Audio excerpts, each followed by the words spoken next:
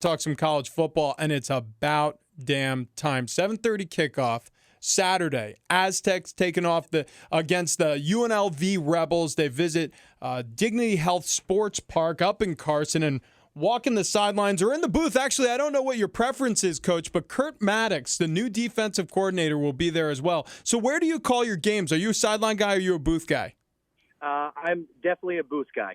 Yeah. Is it the all 22 look you get from up there, from up above, or did you ever do it on the sideline?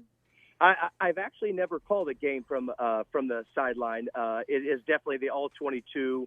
Just the distractions at times, a lot of moving parts when you're on the field, a lot of just possible different distractions that the press box provides a safe, quiet atmosphere and allows you to sort of really think and process things. And for me, it's been a good operation.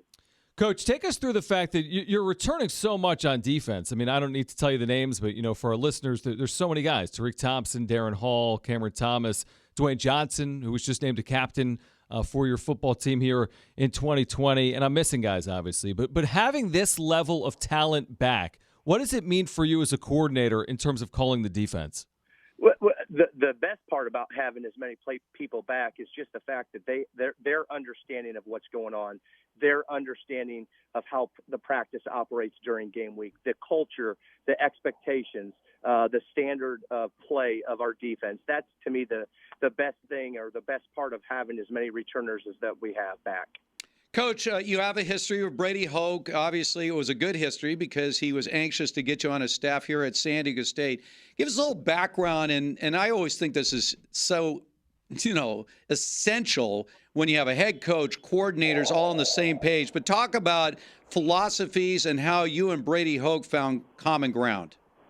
Well, it was the opportunity to be a graduate assistant for him back at Ball State in his first head coaching opportunity. And during that time, I was able to really get an understanding of what type of coach he is, what type of leader he is, what type of man he is, and what he stands for. And without question, it was a great learning experience for me. And then as the years have continued, he became a mentor for me at different coaching stops. But effort, toughness, technique, playing for each other are all things that I think Coach Hoke has taught me that I want to continue. And obviously 10 years ago, he had the opportunity to start the culture and the traditions at San Diego State.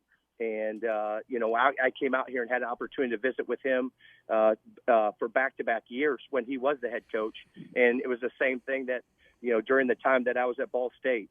He was trying to establish his culture, trying to establish the way that he wants the team to play. And he believes that playing that way is the right way to play. And so it was a great experience for me. Kurt Mattix joining us, defensive coordinator, San Diego State Aztecs, ahead of kickoff against the Rebels. UNLV coming to town, their first home game, their first game of this truncated Mountain West only season outside of BYU. They'll only see teams in the Mountain West Conference. Really unique set of circumstances this season. But before we get into the game or the season at large, what was this preseason like for you during the pandemic? It was very different, to say the least. Still using a lot of the Zoom meetings, the social distance coaching, the social distance on the field. Those were all things that we had to adapt to, and we were really accepting any opportunities to get out on the field. So whatever they asked of us, whether it be so many people in a certain area, or you could only have however the practice setup was.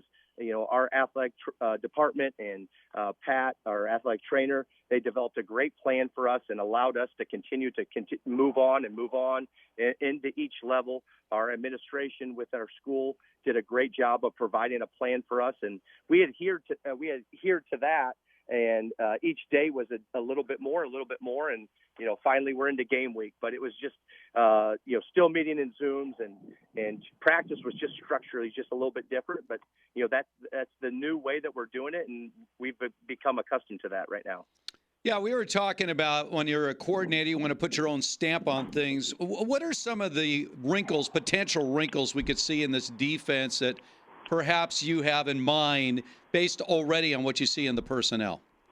Well, I don't know how much realistically that I would like to change. Maybe a little bit on third downs, a couple coverages here or there. But what Coach Long and Coach Arnett did and have done for a number of years, just the system, the language, the aggressiveness. Those are all things that I would like to continue from that standpoint. Maybe a call or a coverage different in a long yard situation might be a little bit different. But for the most part, we're going to be as similar as we possibly can, because that's what the comfort level that our upperclassmen have in the system. And that was very important for Coach Hoke and I, was we talked to keep the language and the system and all the calls as similar as we can. And we adapt as much as we can to allow an easier transition for the kids. Coach, tell me about Dwayne Johnson Jr., who was named a team captain here today. What type of player he's been for San Diego State, but what you hope to have him accomplish here in 2020. I don't know if we have enough time to talk about Dwayne Johnson in this segment. He's a leader. He's vocal. He practices extremely hard. He prepares every day like a champion should. He grabs younger players on the team and puts his arm around them if they're being coached and maybe not have the proper fundamentals. He's one of the first guys on the practice field to get extra work. He's one of the last guys to leave to put in extra work. He is everything that you want in a leader as well as in a captain, and very fortunate to have a player like him. And last year's captain or two-time captain and Zeno, I think he set the standard, and obviously a lot of guys are trying to live up to what 44 was about last year, and he was such a great leader for us, and he sort of set the bar, and I think DJ's trying to do the things, from what I've been told, to sort of represent what that captainship's all about. Yeah, there's no question. Tizino was he was a monster. He did it all defensively for the Aztecs a season ago. But Dwayne Johnson Jr., as an analyst for this team the past 3 seasons, he just stands out. He plays the position like a pit bull, and it's suiting that he plays the Aztecs position, and he's kind of patrolling the middle of the field like Tizino did last year. I think that's a great pick for captain. I'm glad that the players and the coaches, you guys got it right.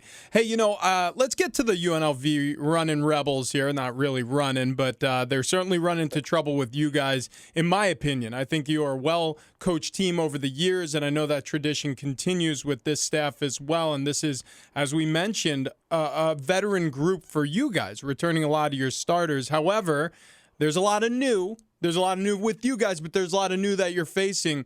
What have you been able to diagnose? It's a new head coach. He brings in a new offensive system. There's a new quarterback in town in UNLV. What should we expect to see out of them offensively?